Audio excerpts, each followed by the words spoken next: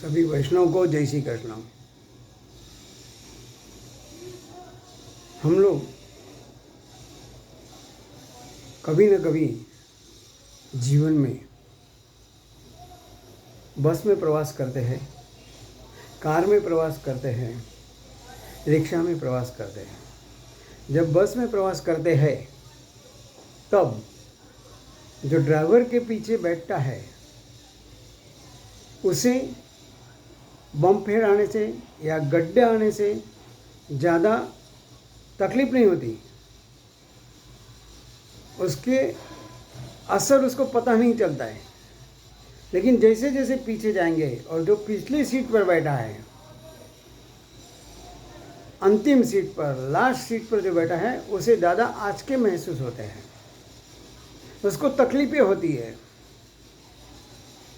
तो ठीक उसी तरह जो भगवान के नज़दीक है, जिसने अपने जीवन में भगवान को स्थापित कर लिया माने वो आचरण में भी लाता है। बाकी सब भगवान को मानते हैं, लेकिन उसके जो सिद्धांत है, प्रिंसिपल्स है, संस्कृत है, वो जीवन में अमल करना बहुत मुश्किल है। कहने मतलब जो भगवान के समीप है उसे तकलीफें आएगी लेकिन महसूस नहीं होगी, समस्या होगी, प्रॉब्लम्स हो गए, लेकिन वो आसानी से निकल जाएंगे। लेकिन जो भगवान से दूर है, जो भगवान को नहीं मानता है, समझता है, फिर भी जीवन में नहीं आचरण करता है, उसकी समस्या गंभीर बनती जाती है और बाद में उसे तकलीफें बढ़ती है और पतन की ओर जाता है। हमारे जीवन में भी परिवर्तन आया है और जरूरी भी है, लेकिन हमारे जो मूलभूत सिद्धांत है, जो हमारे संस्कृति है, उसे हमें भूलना नहीं चाहिए, उसे साथ में रखना है।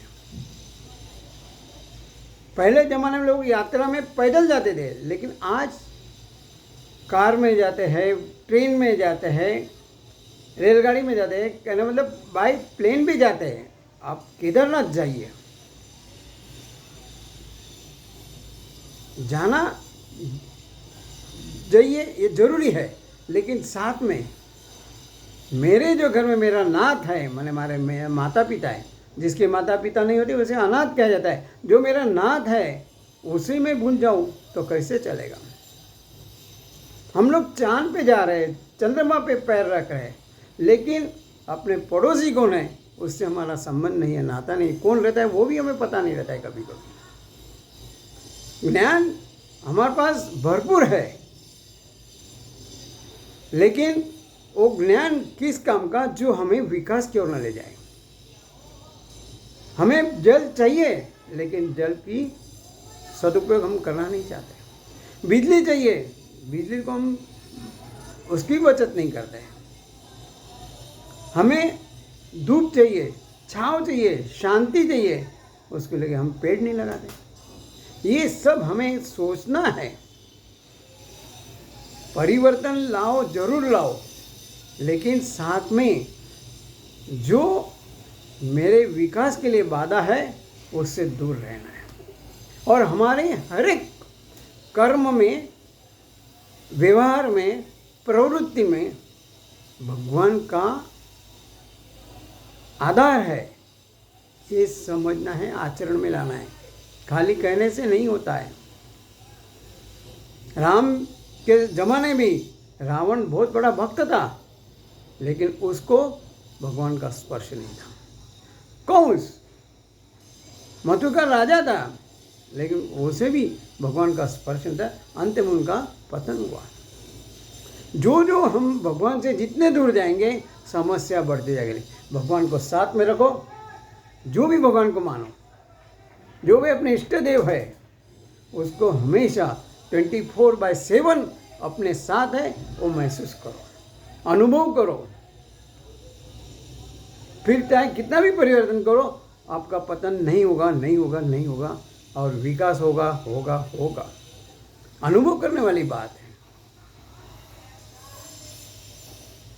सही में देखा जाए कि हमारे जीवन में हम जो भगवान हमें रात को सुलाते हैं सब भूल जाते हैं, लेकिन सब उठाता है कौन? ना दूध वाला उठाता है, ना पत्नी उठाती, ना माँ उठाती है। उठाने वाली कोई शक्ति है। अगर वो शक्ति चली गई तो बाकी सब कितने भी आवाज़ दे हम नहीं उठ पाते हैं। खाली उठाता नहीं है, लेकिन जो कल था दिमाग में वो आज वैसे ही याद दिलाता है। मेरे पास ये है, मेरी बंगला है, फैक्ट्री है, घर है, विवाह है, नौकरी है, ये सब हमें याद आता है, याद दिलाता भी है। सुबह स्मृति दान, दोपहर को शक्ति दान देता है। हम खाना खाते हैं, कुछ भी खाते हैं, दाल पीली है, टमाटर लाल है, हरी सब्जी है, लेकिन एक ही रंग का रक्त बनाने वाला है। खाली बनाता नहीं है, उससे हमें ऊर्जा देता है, शक्ति देता है, वो है शक्तिदान। और रात को हम शांति से सो जाते हैं, सब कुछ भूल जाते हैं, वो है शांति दान। कहने मतलब दान हमारे जीवन में जरूरी है। परिवर्तन एकादशी, उसको दान एकादशी भी कहते हैं। भगवान यही चाहता है कि मुझे तेरा कुछ नहीं चाहिए, तेरा समय दान मुझे दे। आज हम बोलते हैं ना मेरे पास समय नहीं है, समय सबको 24 आवर्स दिए है, लेकिन उसको हम अपने जीवन में कैसा उपयोग करते हैं उसके ऊपर हमारा जीवन का विकास, लक्ष्य प्राप्त करने का मार्ग आसान होता है। ये समझकर कि मेरे साथ जो है वो मैं अच्छा करूँगा ही, अपना विकास तो करना ही है, साथ में दूसरों का अपने आप हो जाए, वो दान है। निस्वार्थ भाव से, निष्काम भाव से दूसरों की सेवा करेंगे, वही भगवान चाहते हैं। उनको कुछ नहीं चाहिए। भगवान कहते हैं मुझे तेरा तन भी नहीं चाहिए, धन भी नहीं चाहिए, लेकिन तेरा जो मन और समय है वो मुझे दे। और जब हम 100% भगवान को जब समर्पित होंगे, अपना जीवन का रथ सारथी उसे बनाएंगे और हम उसके साथ में रहेंगे, तो हमें आज के कम लगेंगे। यही तो परिवर्तन और दान एकादशी का यही तो अर्थ है। दान मैंने क्या देना है, मैंने कुछ निर्मित नहीं किया है, ये सब भगवान ने निर्मित किया है। मेरे पास जो है वो समय है, भगवान के अच्छे काम के लिए मैं उपयोग में लाऊंगा, तभी जाके परिवर्तन एकादशी या दान एकादशी या हमारा जो जीवन का मतलब है वो सही अर्थ में हमने उपयोग किया और मनाया, ऐसा माना जाता है। तो इस दिन हम लोग सब शुभ संकल्प करते हैं कि हम भी अभी कुछ ना कुछ, न सही फूल न सही फूल की पाखली की ओर से हमारे पास जो समय है, समय तो फक्त डाइवर्ट करना है, परिवर्तन करना है, हमारी दिनचर्या बदलना, हमारा आहार बदलना है। देखो कितनी खुशी आएगी हमारे जीवन में।